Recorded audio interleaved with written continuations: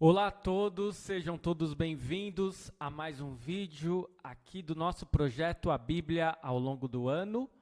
Eu sou o pastor Rômulo da Igreja Luterana de Interlagos. Quero trazer para vocês o início de mais uma jornada, agora mais breve do que a última jornada, porque nós acabamos de fazer o estudo inteiro do livro dos Salmos, que eram 150 salmos, 150 capítulos. E agora vamos dar início ao 12º livro desta nossa série. Estamos aí no Antigo Testamento. Estamos procurando seguir, de certa forma, a ordem cronológica da Bíblia e não a ordem dos livros em que eles estão dispostos na Bíblia. Por isso nós tivemos uma pausa de 1 Samuel para 2 Samuel, e essa pausa grande foi o livro dos Salmos. E hoje queremos dar continuidade aos livros históricos com o livro de 2 Samuel, que será muito mais breve, irá durar esta semana, este estudo do livro de 2 Samuel. Então, só para fazer uma rápida relembrada do livro de 1 Samuel, 1 Samuel basicamente vai se dividir em duas partes e talvez alguém poderia dizer em três partes. A primeira parte, do primeiro capítulo até mais ou menos o capítulo 8º, nós tivemos a história de Samuel. Então, a mãe de Samuel, Ana, não poderia ter filhos, ela ora a Deus, Deus concede a ela o seu pedido, ela consagra o seu filho para o serviço de Deus como sacerdote, já desde pequeno. E Samuel vai ser alguém sui generis no texto bíblico no Antigo Testamento, porque ele vai ser ao mesmo tempo sacerdote, ele vai ser ao mesmo tempo um profeta, ele vai ser, de certo modo, um juiz, alguém que vai estar entre a transição do tempo dos juízes para o tempo dos reis. Pois muito bem, passado um pouco o foco em Samuel, o foco no livro de 1 Samuel, a partir do capítulo 9, vai se direcionar ao primeiro rei de Israel, que será o rei Saul. E no início, as coisas vão fluir de certa maneira bem, mas logo na sequência, Saul vai se revelar como um líder ruim, um líder egocêntrico, um líder que não obedece às ordens de Deus. E o que vai acontecer com Saul? Ele vai ser destituído antes mesmo de sair do trono, porque Deus vai chamar Samuel para ungir um jovem que viria a até mesmo matar um gigante. E vocês já sabem de quem eu estou falando. O jovem era Davi. Então, mais ou menos ali da segunda metade para o final do texto de 1 Samuel, nós vamos ter esses conflitos. Saul cada vez piorando em sua saúde espiritual, em sua saúde mental, e cada vez mais ameaçando a vida de Davi. Mas Deus protege Davi. Deus não permite que Saul faça nada contra Davi. Pelo contrário, Deus coloca a vida de Saul nas mãos de Davi, que por duas oportunidades tem sim a chance de matá-lo, mas não o faz. Por fim, Saul vai morrer de uma forma muito trágica e, digamos assim, de uma forma deprimente, porque ele estará numa guerra, o seu filho morrerá, Jonatas, que era amigo de Davi, e ele também irá morrer, mas não nas mãos dos seus inimigos. Ele mesmo vai se lançar contra a sua própria espada e vai se suicidar. Este é o relato do primeiro rei de Israel, um relato trágico, um relato triste, mas após o reinado de Saul, nós vamos ter então o livro de 2 Samuel, que nós teremos a ascensão de um novo rei. E vocês sabem de quem eu estou falando, o rei Davi. Então, tudo aquilo que nós vimos antes sobre a introdução do livro de 1 Samuel vale para o livro de 2 Samuel. Você pode dar uma olhada no vídeo, ou eu estou compartilhando mais uma vez aquele vídeo que mostra sempre uma introdução do The Bible Project, né? É uma introdução a todos os livros da Bíblia de uma forma muito bem pensada, muito bem feita. E vocês estão, então, convidados a olhar também este vídeo. Certo? Rápidas pinceladas, essa é a introdução para o livro de 2 Samuel, sem muita demora. E já passamos rapidamente para os capítulos. Eu vou fazer a divisão um pouco diferente do que eu fazia antes, lá no livro de 1 Samuel. Antes eu fazia um breve resumo dos capítulos, questões e dúvidas que poderiam surgir e aspectos teológicos. Agora não, eu quero trazer os capítulos já com algumas questões, para que a gente possa ter esse tratamento de capítulo a capítulo. Normalmente são 4 capítulos por dia, como você já está habituado. E por último, vou trazer alguns aspectos mais práticos de ensinamentos que nós podemos levar para a nossa vida. O capítulo 1 do livro de 2 Samuel, ele vai trazer, dentre algumas narrativas, as principais são as seguintes. Davi recebe a notícia da morte de Saul. Davi manda matar um amalequita. A lamentação de Davi por Saul e Jonatas. Estas as principais histórias do capítulo 1 de 2 Samuel. Então, como eu disse, Saul vai morrer junto com seu filho Jonatas. E qual vai ser a reação de Davi diante desta notícia? Davi vai mandar matar aquele que trouxe a notícia a ele. Por que Davi mandou matar este homem, um amalequita, que falou a ele que Saul estava morto? Essa é a primeira questão. E nós temos a resposta em 2 Samuel 1, 5 a 16, que eu quero ler aqui na íntegra.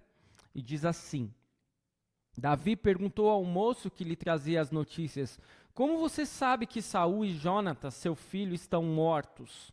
Então o moço, portador das notícias, disse: cheguei por acaso ao monte Gilboa, e eis que Saul estava apoiado sobre a sua lança, e os carros de guerra e a cavalaria se aproximavam dele. Olhando ele para trás, me viu e me chamou, e eu disse: eis-me aqui. Ele me perguntou: quem é você? Eu respondi: eu sou amalequita. Então ele me disse: venha aqui e me mate, pois me sinto vencido de cãibra, embora ainda esteja bem lúcido. Então me aproximei dele e o matei, porque eu sabia que ele não viveria depois de ter caído. Peguei a coroa que ele tinha na cabeça e o bracelete e os trouxe aqui ao meu senhor. Então Davi rasgou as suas próprias roupas, e todos os homens que estavam com ele fizeram o mesmo. Prantearam, choraram e jejuaram até a tarde por Saul, por Jonatas, seu filho, pelo povo do Senhor e pela casa de Israel, porque tinham caído à espada. Então Davi perguntou ao moço portador das notícias: de onde você é? Ele respondeu: sou filho de um homem estrangeiro, amalequita. Davi lhe disse: como você não temeu estender a mão para matar o ungido do Senhor? Então Davi chamou um dos moços e lhe disse: vá até lá e mate-o. Ele foi e o matou, enquanto Davi dizia: o seu sangue caía sobre a sua cabeça, porque a sua própria boca testificou contra você, dizendo: matei o ungido do Senhor. E assim nós percebemos que, na verdade, este homem, ele havia mentido, porque ninguém matou Saul, Saul próprio se suicidou, e ele achava que ele conseguiria algum favor de Davi por Saul ser um perseguidor de Davi. O amalequita alterou os fatos esperando recompensa, mas ele não conhecia Davi. Depois que os amalequitas haviam saqueado a cidade de Ziclag, Davi não tinha motivo especial para amar essa gente. E, no entanto, o que o levou a decretar a pena de morte do sujeito não foi uma discriminação por ele não ser israelita, mas a sua firme convicção de que a vida do rei era sagrada. Depois disso, haverá a lamentação de Davi por Saul e Jonatas. E o lamento por Saul e Jonatas é um dos poemas mais belos e comoventes que Davi compôs. Sua tristeza pela perda do rei parece ser completamente sincera, e sua angústia com a perda de Jonatas profunda e genuína. A grande questão que fica é: por que Davi lamentou por Saul, mesmo tendo sofrido perseguição dele? E a resposta nós temos não em 2 Samuel, mas em 1 Samuel, lá no capítulo 24, nos versículos 5 e 6, onde nós lemos o seguinte: Mas depois Davi ficou com dor no coração por ter cortado a ponta do manto de Saul e disse aos seus homens: O Senhor Deus me livre de fazer tal coisa ao meu senhor, isto é, que eu estenda a mão contra ele, pois é o ungido do Senhor. Lembra que eu falei que Davi teve em suas mãos a vida de Saul, mas não o matou por 2 oportunidades? E nas 2 vezes Davi expressou que ele não poderia fazer isso, pois Saul era um ungido do Senhor. E é isso que faz com que Davi lamente a perda também de Saul, pois ele era um ungido do Senhor. Isso a respeito do capítulo 1, vamos agora ao capítulo 2, que temos como os seguintes relatos principais. Davi é ungido rei de Judá, Abner faz Isbosete rei de Israel, e a vitória de Davi sobre Isbosete. Muito bem, falando um pouco sobre o fato de Davi, após a lamentação, ele vai fazer algumas coisas interessantes, né? Após a lamentação pelas mortes de Saul e Jonatas. O que Davi faz logo após lamentar por Saul e Jonatas? Nós temos a resposta lá em 2 Samuel 2, versículo 1, onde nós lemos: Depois disto, Davi consultou o Senhor, dizendo: Devo ir a alguma das cidades de Judá? E o Senhor respondeu: Vá sim. Davi perguntou: Para onde devo ir? E o Senhor respondeu: Para Hebrom.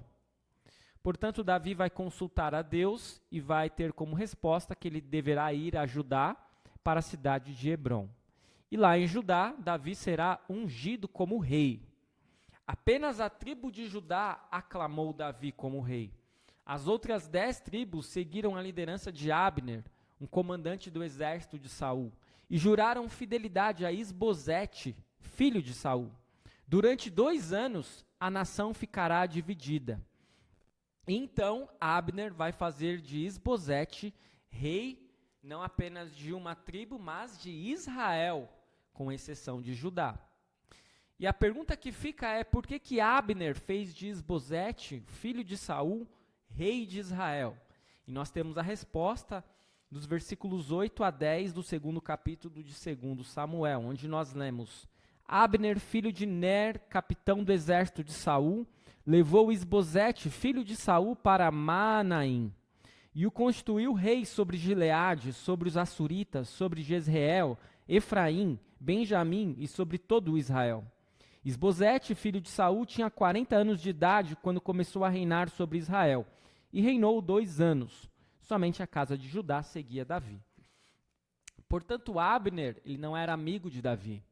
Abner era um homem de confiança de Saul, e por isso que ele vai fazer do filho de Saul, Isbosete, um rei. Mas este rei não será um rei semelhante a Saul.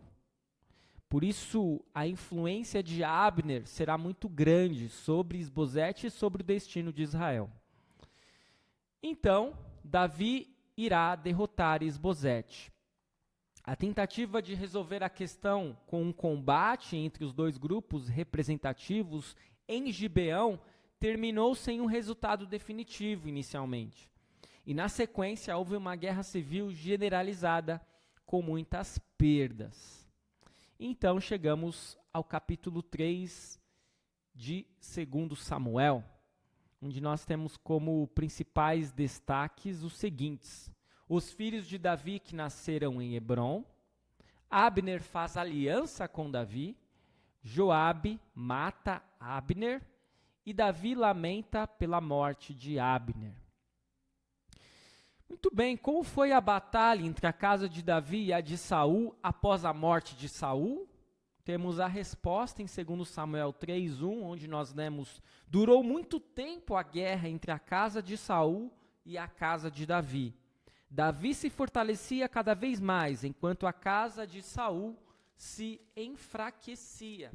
E neste meio tempo, enquanto Davi está em Hebrom, 6 filhos de Davi irão nascer, com 6 mulheres diferentes.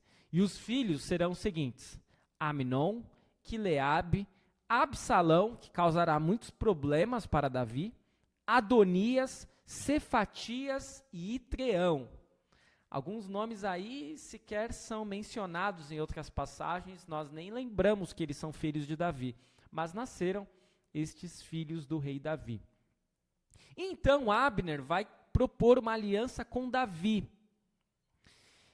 Isbosete, como eu disse, não era em nada parecido com seu pai. Quem de fato mandava era Abner. Se transferisse seu apoio a Davi, ele levaria a nação consigo. E aí fica a questão: por qual motivo Abner vai romper com Isbosete? Nós temos a resposta lá em 2 Samuel 3, dos versículos 7 a 12, onde nós lemos: Saul teve uma concubina chamada Rispa, filha de Aiá. Isbosete perguntou a Abner: por que você teve relações com a concubina de meu pai?